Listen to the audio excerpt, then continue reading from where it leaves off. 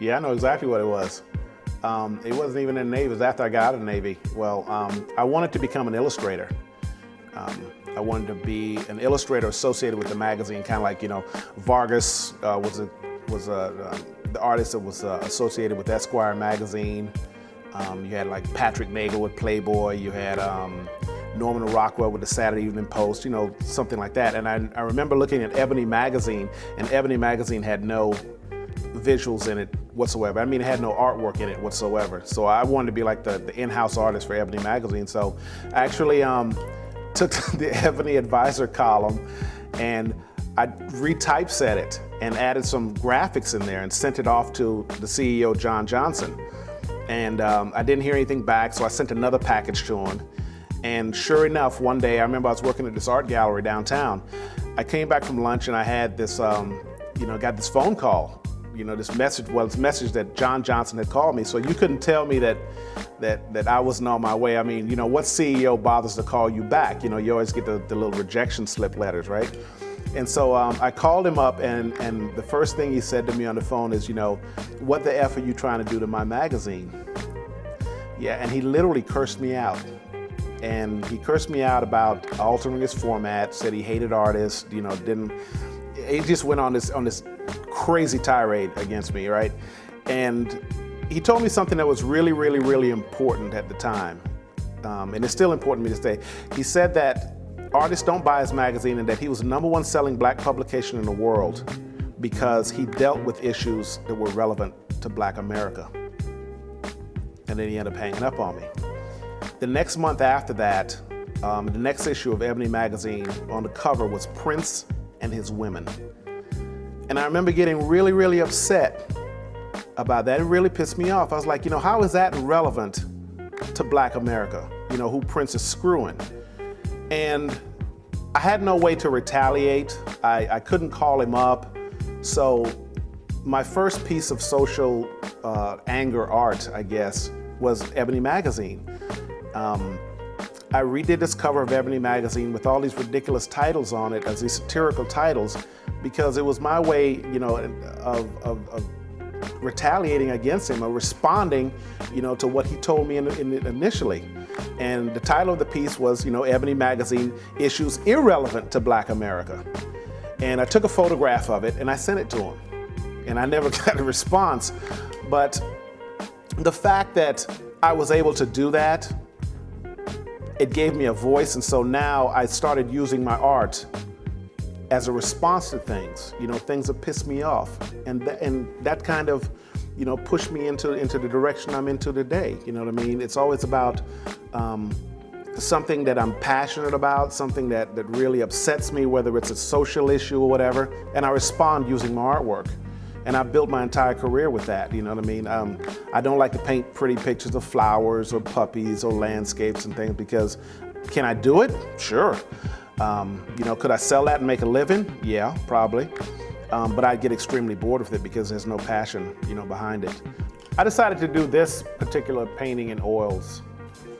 I normally don't paint in oils. I don't do realistic works a lot of, but this is what this job called for. It was left open to me to do whatever I wanted to do. The size of the painting is actually, obviously it's only 5 feet tall, but it's 40 feet long. 50 feet long. And the reason for that is because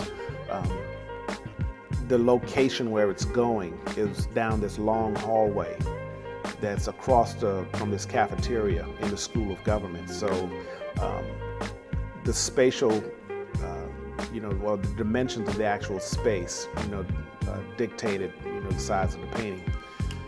But it worked out well, it's like this whole, everything came together, for me, because when I saw the space initially, I was like, okay, this is what it needs to be. It needs to be this diner scene that's going across from the cafeteria, so everything kind of worked together. I thought about doing it 2 or 3 different ways, but after sitting in the space and just watching people come and go, I realized that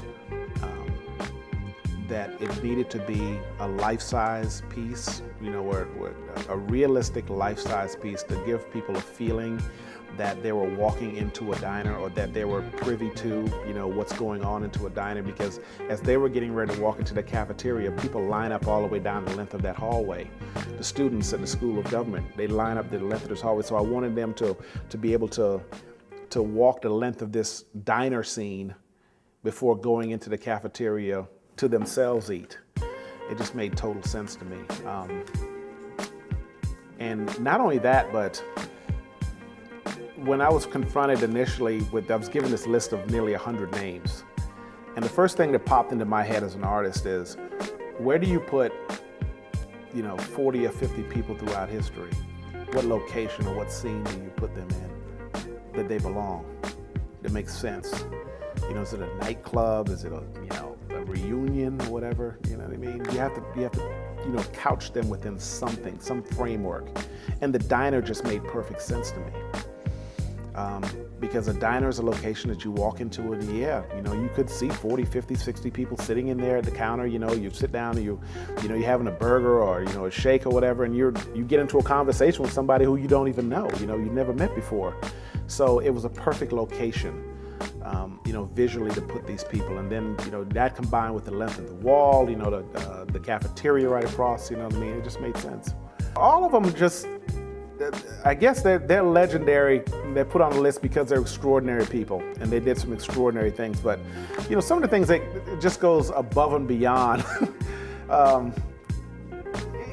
It makes you feel like you just led a wasted life when you read some of the stories that these individuals, or you look at some of the accomplishments. I think more than half of the individuals in this painting were slaves who went on to become, congressmen. You look at people like John Merrick, who was a slave freed by the Emancipation Proclamation, started his own business as a barber. 30 years later, he's running the largest black-owned business in America. I mean, it's just incredible. Back in 1910 to 1912, he's running a business that's worth $40 million, which is a lot of money back then. Be white or black, a lot of money, especially for someone who was a slave. You have individuals like Annie Pauley Murray, was the first black woman who graduated from Yale Law School. She was also the first Episcopal priest, female Episcopal priest. Along with Betty Friedan, she started the National Organization for Women. So it's just some amazing stories. Art is a strange thing. I don't know that art is any different than any other passion. Whether you're a writer or a chef or a dancer, it will find you. If that's what you're meant to be doing in life, it will find you. And you can deny it all day long. History and life is rife with people who are doing things now that they don't want to do. Or they've given up total careers, Lawyers who become kindergarten teachers, It's so much happier. Instead of making $200,000 a year, they're now making, $30,000 a year, and they're thoroughly happy because they're doing what they're supposed to be doing. I ran from art for a long time, but in the end, it will find you. So I never really decided to become an artist. It kind of made that decision for me, and there was nothing you're going to do about it. So I made peace with it, and here I am.